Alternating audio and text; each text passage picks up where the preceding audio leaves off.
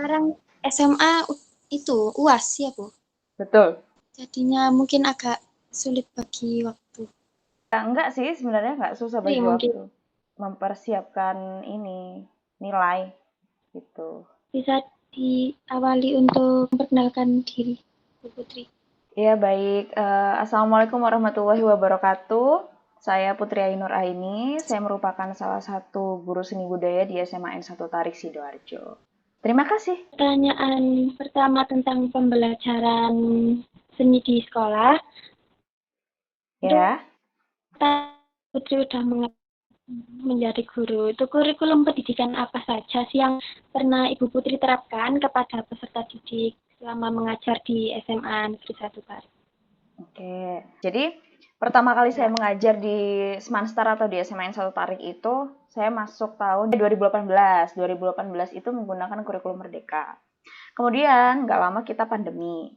Nah, di pandemi kita kan menggunakan kurikulum 13 tapi yang disederhanakan. Atau bisa juga ada optionnya kurikulum prototype seperti itu ya.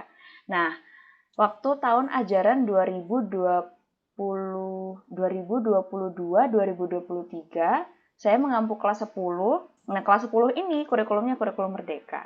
Sekarang, saya mengampu kelas 12. Nah, kelas 12 ini di SMA 1 Tarik itu angkatan terakhir yang menggunakan kurikulum 13. Jadi ya ini ibaratnya angkatan penghabisan menggunakan kurikulum 13. Jadi sekarang saya mengampu dengan menggunakan kurikulum 13 seperti itu. Jadi untuk pertanyaan kedua yang saat ini kurikulum yang diajarkan kepada peserta didik berarti kurikulum yang ke-13 ya. Iya, betul.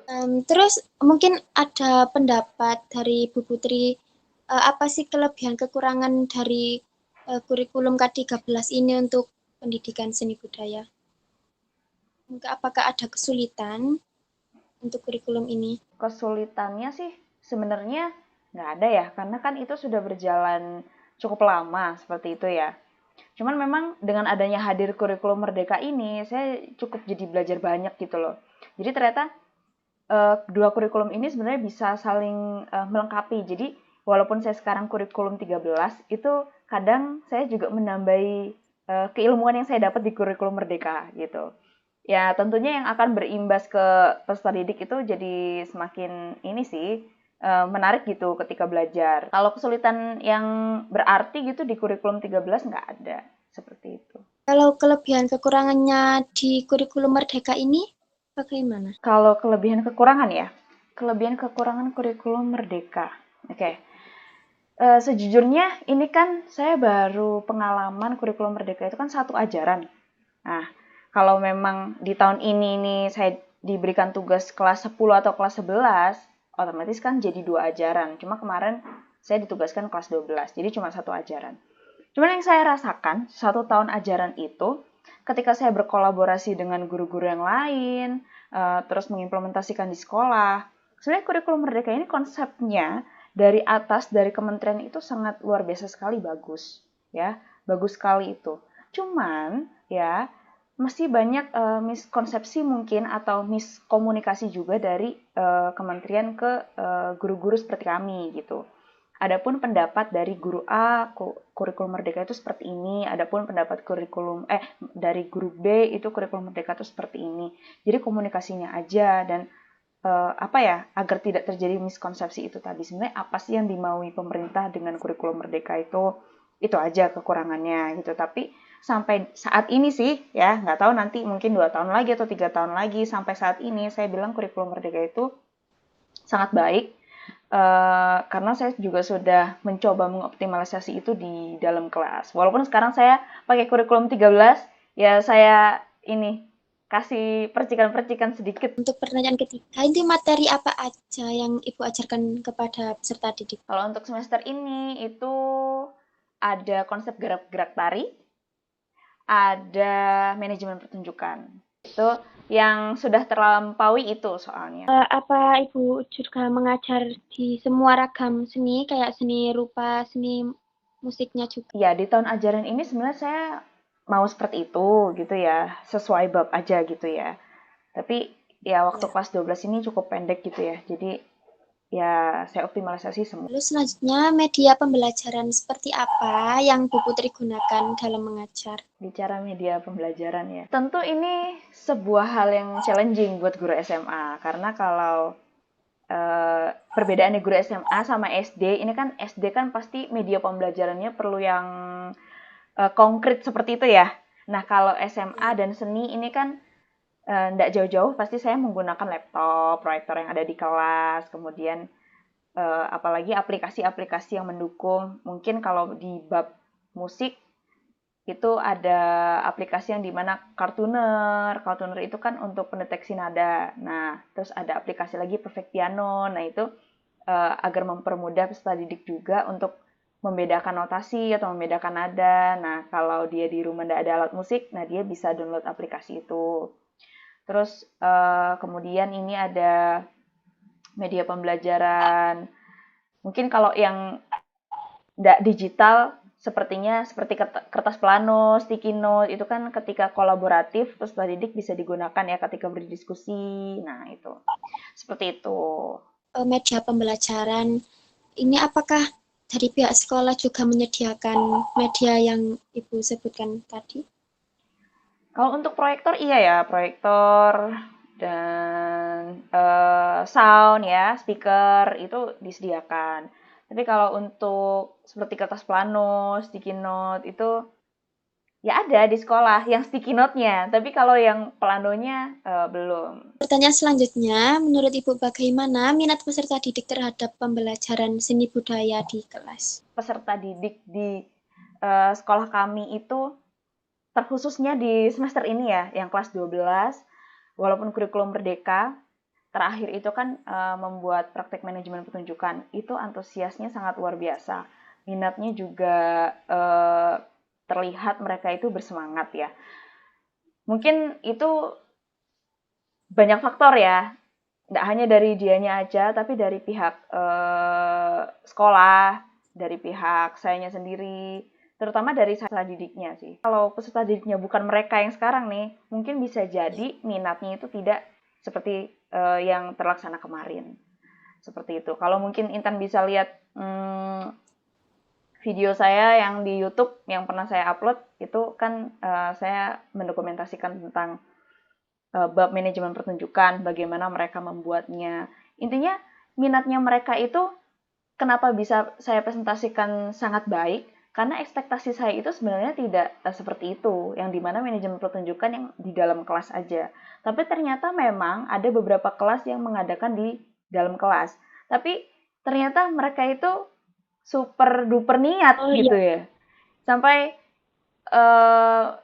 definisi dekorasi itu dia optimalkan sekali, seperti itu. Ya. Sampai hampir setiap siswa itu menampilkan kesenian kan. Jadi dalam satu kelas itu dibagi, ada yang menjadi artisnya, ibaratnya gitu. Ada yang sebagai IO-nya, ibaratnya gitu, yang memanajemen pertunjukan tersebut gitu. Jadi itu dari awal memang sudah dibagi. Jadi biar yang performer ini bisa fokus untuk latihan gitu ya. Yang yang mengadakan pertunjukan atau IO lah bisa dibilang, itu dia mendesain acaranya mau seperti apa, mau sederhana kah tapi berarti, atau yang memang megah meriah atau gimana, atau yang berbau-bau tradisi. Nah, itu nanti dari manajemen pertunjukannya. Jadi memang pertunjukannya pun juga variatif ya dari mereka. Ada yang nari, ada yang musik, seperti itu. Nah, kebetulan sebelum manajemen pertunjukan ini kan konsep garap-gerak tari. Jadi mereka bisa menampilkan tari yang mereka bahas di konsep garap-gerak tari. Mereka juga bisa menggunakan tarian-tarian yang mungkin sesuai pengalaman tarinya mereka sebelumnya gitu, sebelum masuk SMA, seperti itu. Kalau membicarakan tentang minat siswa, kan mungkin ada siswa yang tidak minat dengan pembelajaran seni budaya. Itu bagaimana upaya Ibu terhadap masalah tersebut? Jadi kalau bicara tentang minat ya, memang ini nggak tentang seni aja kan ya. Pasti di mata pelajaran lain struggle-nya adalah tentang minat belajar siswa ya kan. Nah, minat belajar peserta didik ini tuh ya kita perlu akui lah, dalam 30 anak itu dalam satu kelas ada 30 anak, itu enggak semuanya mungkin antusias atau minat dengan mata pelajaran kita. Namun, bangganya kita ya sebagai kamu juga calon guru seni budaya ya kan. Bangganya Amin. kita ya kan, bangganya kita sebagai mahasiswa seni atau alumni pendidikan seni seperti itu ya. Saya yakin seni itu bisa diterima semua orang gitu. Saya yakin yang nggak bisa main musik pun itu suka musik, yang mungkin nggak bisa nari itu suka nari. Nah, motivasinya kita dulu sebagai guru itu dirubah sudut pandangnya. Mungkin awal-awal saya mengajar itu saya berpikir, oh minat belajar ini sulit sekali gitu. Tapi ternyata setelah saya analisis lagi, sudut pandang saya sebagai guru itu saya klik dulu, saya rubah dulu. Ternyata memang saya mengajar itu bukan untuk menjadikan mereka seorang seniman, seorang penari, seorang pemusik, bukan. Tapi bagaimana membuat mereka ini sebagai manusia yang utuh, mereka tetap merdeka, mereka suka belajar, nyaman belajar lewat seni. Nah, gitu. Jadi bukan kamu ini harus bisa nari yang gerakannya itu seperti bravery dancer gitu. Enggak, bukan ya. Tapi mereka berjalan itu sesuai dengan start yang berbeda-beda kan.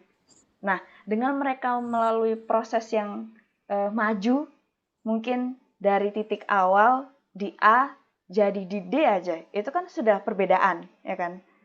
Nah, itu berarti mindset dari kitanya dulu sebagai guru. Nah, terus kalau kita bicara tentang minat ya, solusi dari bagaimana dengan siswa yang kurang minat dengan mata pelajaran kita. Pertama, mindset kita sebagai guru dirubah. Kemudian yang kedua, kita kudu belajar juga sebagai guru. Yang namanya peserta didik ini pasti kan kalau belajar membutuhkan iklim belajar yang baik.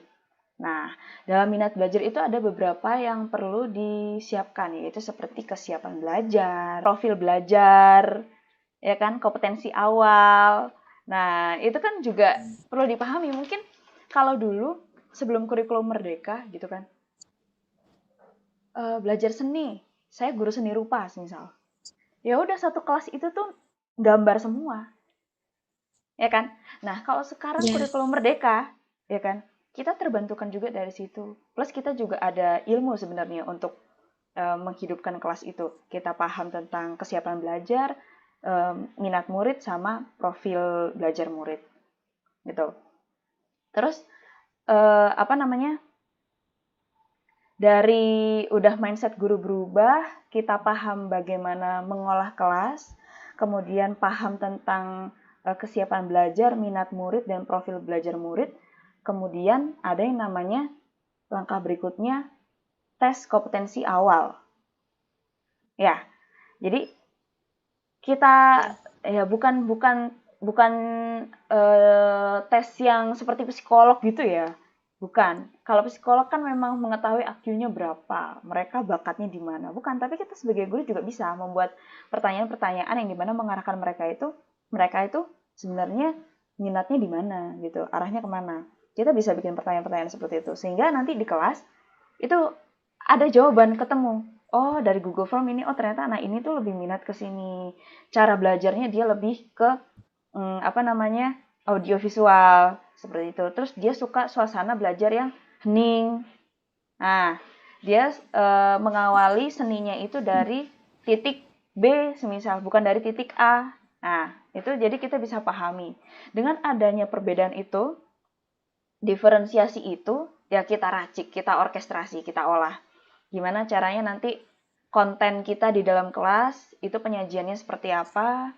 Mungkin diferensiasinya mau diferensiasi kompleks yang utuh, mungkin nanti Intan mau diferensiasi konten juga dipakai, proses juga dipakai, produk juga dipakai.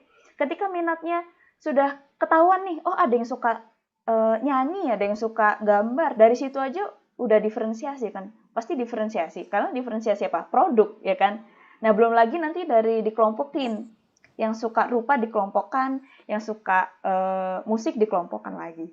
Dikelompokkan lagi, gimana cara belajarnya mereka? Nah, dari cara belajar terdiferensiasi lagi. Cara belajarnya yang satu audiovisual, yang satu apa, yang satu tuh suka apa. Nanti berarti diferensiasinya dari konten. Ya kan, kontennya kita beda-bedakan sebagai guru. Kadang kasih video, ya kan? Terus dikasih lirik lagu, dikasih puisi, dikasih apa gitu. Ya. Nah, terus prosesnya. Nah, mereka pemahamannya di titik apa gitu. Kalau di titik sudah di titik C, nah itu bisa dengan beda diferensiasi proses ini kan seperti contohnya kayak buat lagu gitu ya. Buat lagu. Buat lagu kan langkahnya itu ada yang dari lirik, nada, akord, ada yang akord, lirik, nada, ditukar-tukar bolak-balik gitu kan. Nah, itu kita lihat pengalaman musikalnya mereka gitu. Nah, itu mereka sudah di mana. Kalau anak yang belum bisa main gitar, otomatis cara menciptakan lagunya itu dari lirik dulu, terus mungkin dari nada, baru ke akord. Akordnya gimana orang dia nggak bisa main alat musik? Ya, dia kolaborasi nanti sama temennya yang bisa main alat musik di dalam kelas gitu. Terus kalau yang bisa main alat musik, cara nyiptain lagunya gimana? Nah, dia dibalik akordnya dulu mungkin, terus abis itu baru liriknya atau nadanya, atau akordnya dulu, nada baru lirik. Nah, itu kan udah diferensiasi proses tuh. Nah, gitu. Jadi, langkahnya yang pertama mindset guru, kemudian guru memiliki pemahaman mengenai kesiapan belajar, minat murid. Habis itu ada profil belajar murid dan tes kompetensi awal. Gitu. Jadi kita paham gitu, kita menghadapi siapa dan sampai mana seperti itu. Lalu untuk pertanyaan selanjutnya, itu bentuk kegiatan seperti apa yang Ibu ciptakan dalam proses pembelajaran seni budaya? Saya bahas langkah-langkahnya dulu deh. Pasti kalau langkah-langkah proses pembelajaran standar ya, kita semua tahu ada yang namanya apersepsi, ada yang namanya isi, ada yang namanya penutup gitu ya. Namun karena saya memang dari awal sudah terbekali dengan kurikulum Merdeka dan kebetulan saya juga mencari tahu sangat dalam mengenai kurikulum Merdeka. Jadi saya sekarang pun mau kurikulumnya Merdeka, mau K13, itu saya menekankan mengenai pembelajaran diferensiasi dan pembelajaran sosial dan emosional. Gitu. Nah, saya udah punya mindset itu tuh, saya menekankan pembelajaran diferensiasi dan sosial dan emosional. Nah, otomatis di dalam langkah-langkah yang tadi saya sebutkan, apersepsi, isi, sama penutup, itu pasti ada diselipkan tentang sosial emosionalnya, kemudian nanti diferensiasinya mau saya pakai diferensiasi apa gitu. Nah, contoh seperti manajemen pertunjukan kemarin. Di manajemen pertunjukan kemarin itu membahas tentang organisasi kan, tentang struktural gitu. Ada yang namanya pimpinan produksi, ada yang namanya pimpinan artistik. Mereka sebagai apa, kerjasamanya bagaimana, komunikasinya bagaimana.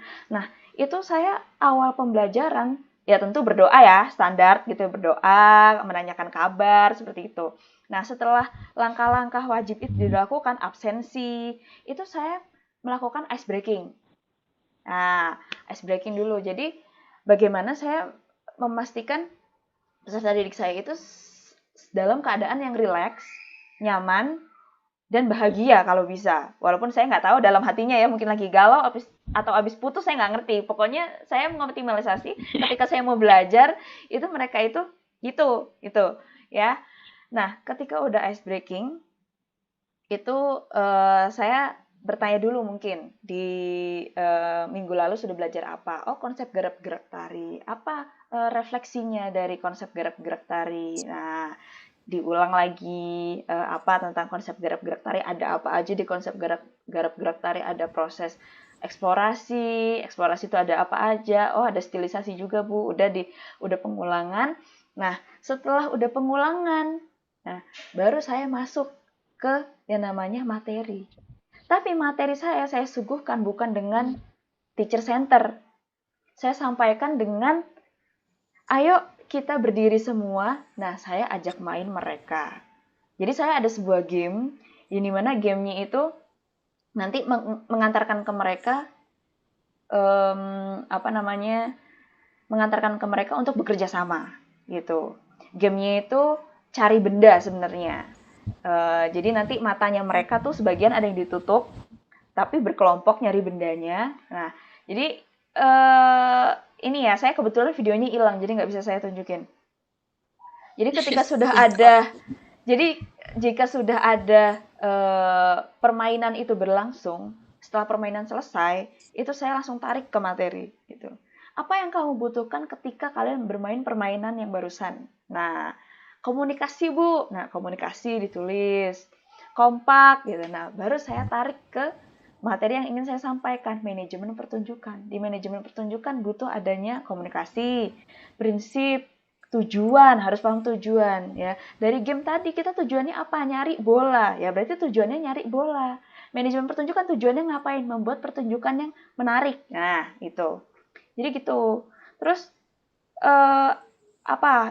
isinya itu sudah masuk ke isi ya. Nanti jika memang dalam pembelajaran mungkin kalau memang pembelajaran manajemen pertunjukan kan ada gamenya. Tapi ada kalanya yang dimana cukup bisa dibilang prosesnya itu diskusi cukup panjang antar kelompok di bab konsep gerak-gerak tari itu kan saya bikin kelompok-kelompok. Nah mereka berdiskusi tentang proses eksplorasi ya. Bu, saya sudah ketemu tentang ini saya mau membuat gerak dari rangsang audio musiknya ini Bu, yang gamelan ini Bu, oke. Nah itu kan diskusi cukup panjang. Nah yang dimana diskusi itu kan cukup melelahkan dan yang lain-lain. Nah itu saya masukin yang namanya PSE, pembelajaran sosial emosional. Ini udah beda bab ya. Saya bahasnya ya loncat-loncat. Jadi di pembelajaran sosial emosional ada yang namanya STOP ya. Pernah dengar STOP? Belum. Belum. Jadi di STOP ini mungkin kalau kita bilangnya itu seperti relaksasi gitu ya. Karena kan yang namanya guru itu kan kita harus sadar juga bahwasannya peserta didik itu nggak belajar mata pelajarannya kita aja. Terus saya tahu nih peserta didik kita itu udah diskusi panjang lebar, udah capek latihan, gerakin ulang-ulang, langsung audio, dia membayangkan bahwasannya itu tentang penggambaran musik petani gitu semisal. Nah, itu kan udah menguras kreatif, itu kan mungkin capek gitu ya. Terus udah saya membahas juga, udah saya evaluasi. Nah, itu pasti ada yang namanya titik capek. Nah, itu ada yang namanya relaksasi, bisa dibilang ada teknik stop namanya. Yang dimana itu ada singkatannya. Stop itu stop, S-nya itu stop, berhenti sejenak.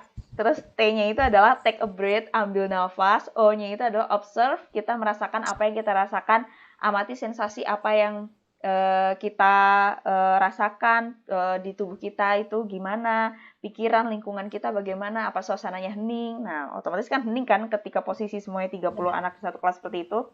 Terus P yang terakhir adalah proses, selesai dan lanjutkan. Jadi stop ini bisa dibilang seperti relaksasi seperti itu ya. Relaksasi kita muter musik yang sederhana aja, musik relaksasi di YouTube kan banyak tuh. Kita play, abis itu kita suruh mereka menjamkan mata, diposisikan tangannya di atas dengkul atau paha mereka. Nah, kemudian kita arahkan mereka untuk seperti itu. Bisa juga relaksasi materinya lagi tari, tapi karena udah capek relaksasinya adalah nyanyi. Nah, gitu ya. Jadi, kalau tentang bentuk kegiatan proses pembelajaran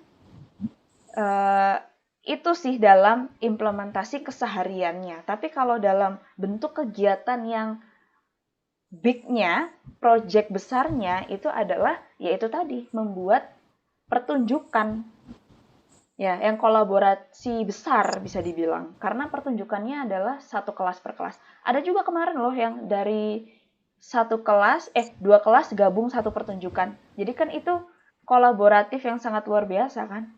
Itu heboh, sangat heboh itu. Nyatuin satu kelas aja dulu kamu ngerasain kan gimana sih? Diskusi satu kelompok 5 orang aja kadang bisa ribut berantem gitu kan. Ini mereka kemarin 2 kelas gitu. Itu kalau bentuk kegiatan yang versi project-nya gitu ya. Lalu untuk pertanyaan selanjutnya, bagaimana cara Bu Putri untuk mengevaluasi peserta didik setelah melakukan suatu proyek pembelajaran seni? Itu itu evaluasi bisa dilakukan setiap hari ya. Tapi evaluasi pasti dikaitkan dengan yang namanya assessment, ya kan? Assessment. Jadi assessment itu kan dibagi 3. Ada assessment for learning, ada assessment of learning, ada assessment as learning. Ya, kalau mau gampang hafalnya mungkin bisa dibilang assessment AVO gitu. Lalu untuk topik selanjutnya yaitu kegiatan apresiasi dan kreasi. Untuk pertanyaan pertama itu bagaimana tahapan pelaksanaan dalam kegiatan apresiasi dan kreasi yang Ibu ajarkan kepada peserta didik SMA Negeri 1 Tarik?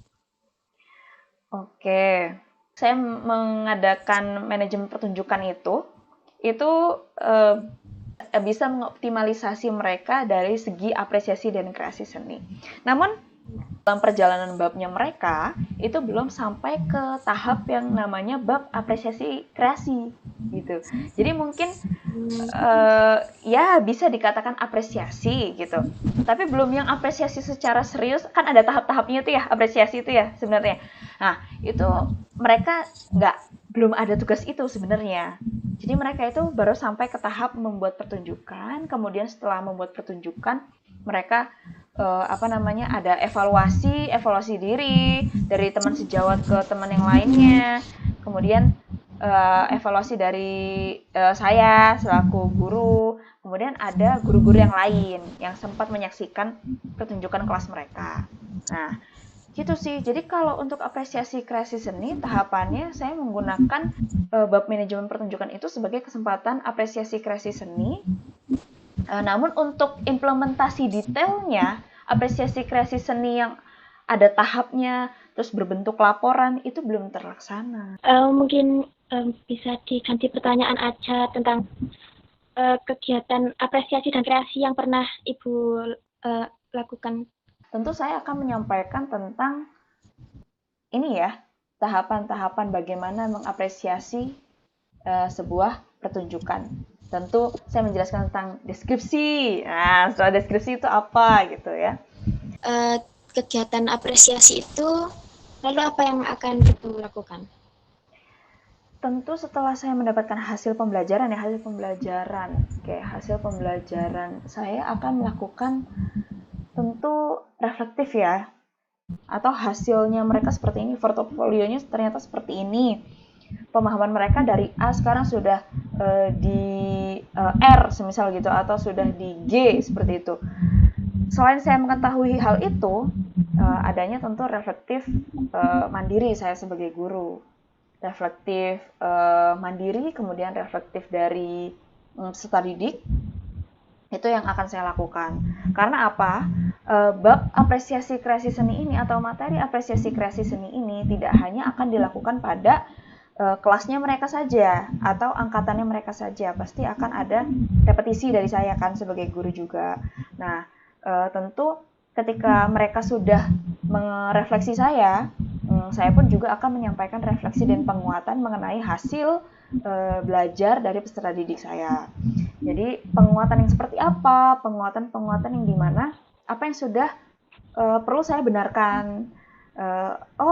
Ini kalian sudah melakukan ini dan itu bagus. Nah, kemudian ada yang perlu ditingkatkan kembali. Nah, apa yang ditingkatkan kembali? Nah, itu reflektif dan penguatan yang mungkin bisa saya lakukan. Kemudian setelah itu saya bisa membuat rancangan yang lebih variatif lagi.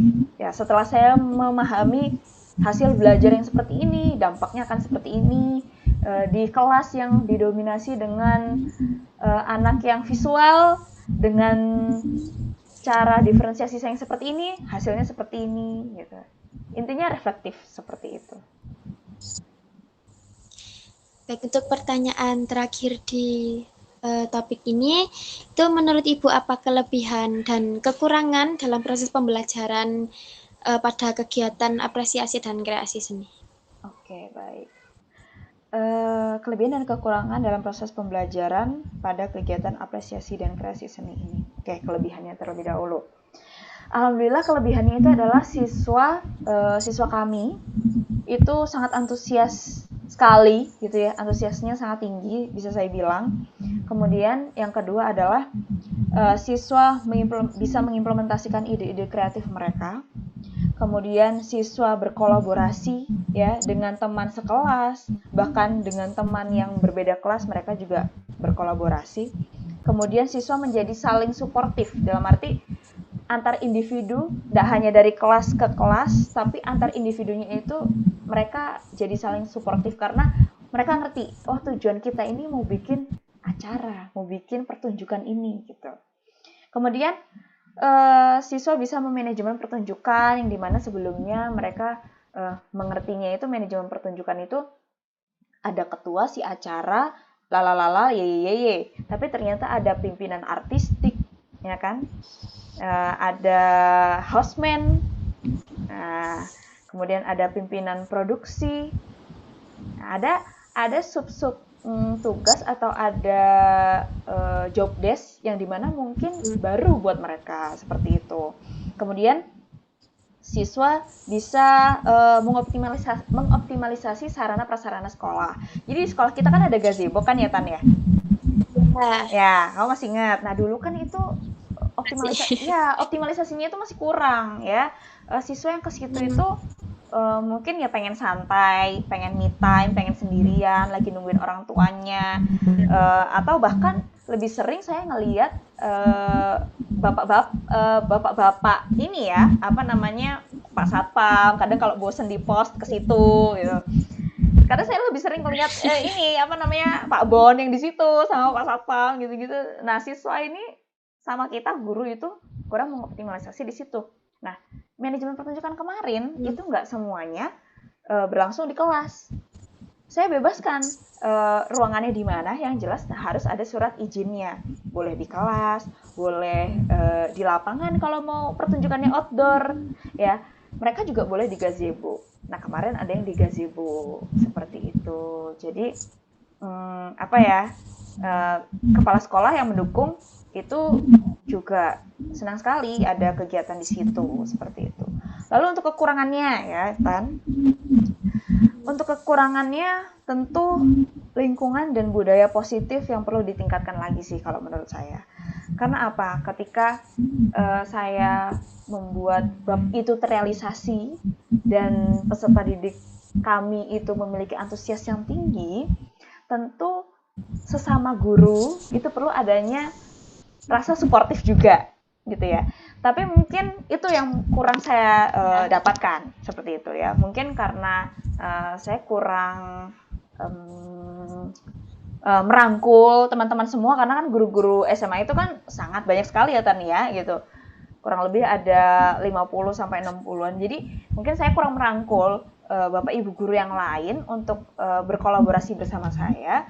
Maka dari itu adanya mungkin miskomunikasi, jadi timbullah lingkungan atau suportif yang kurang optimal seperti itu ya. Bukan nggak baik, tapi kurang optimal aja seperti itu.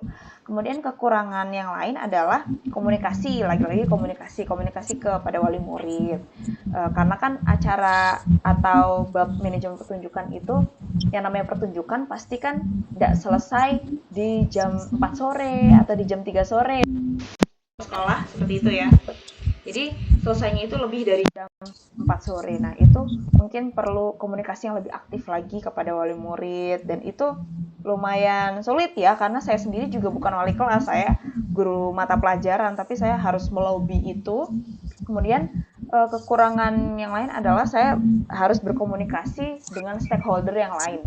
Dalam arti stakeholder yang lain ini adalah waka kurikulum, waka kesiswaan, karena memang ini manajemen pertunjukan yang memang direalisasikan. Ibaratnya gini, kita ngadain harlah hari lahir sekolah, tahu kan rempongnya seperti apa, ribetnya seperti apa ya. Nah ini bisa dibilang manajemen pertunjukan ini masing-masing kelas itu punya tema acara masing-masing, punya tanggal masing-masing. Jadi setiap hari itu ibaratnya sekolah tuh punya acara gitu. Walaupun mungkin segmentasenya bukan yang besar gitu ya, tapi kan ada acara. Otomatis kalau ada acara, peserta didik pulangnya juga lebih dari jam operasional sekolah sama. itu perlu melibatkan wali murid dan stakeholder yang lengkap, di kepala sekolah dan jajarannya yang lengkap dan komunikasi yang baik gitu. Nah itu sih yang perlu ditingkatkan dari manajemen pertunjukan kemarin, dari kegiatan apresiasi kreasi dan seni itu begitu kan. Ya. Oke, ini pertanyaannya sudah selesai. Terima kasih banyak Bu untuk meluangkan waktunya. Terima kasih juga buat wawasan dan pengalamannya yang juga bisa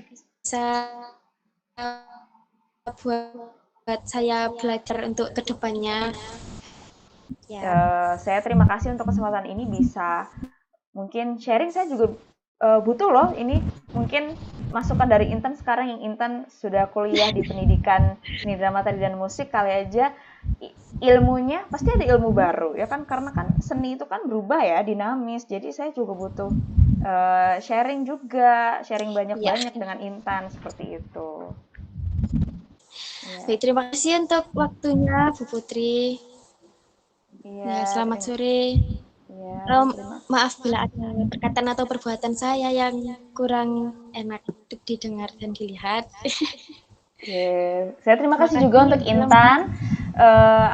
Saya juga minta maaf karena mungkin apa yang dari saya sampaikan mungkin ada yang perlu dievaluasi lagi oleh Intan dan dosen pengampu ya, seperti itu. Karena kita sama-sama belajar, intinya seperti itu ya, untuk menjadi guru agar pendidikan Indonesia semakin maju, seperti itu. Oke, baik, terima kasih. Terima kasih. Assalamualaikum warahmatullahi wabarakatuh. Waalaikumsalam warahmatullahi wabarakatuh.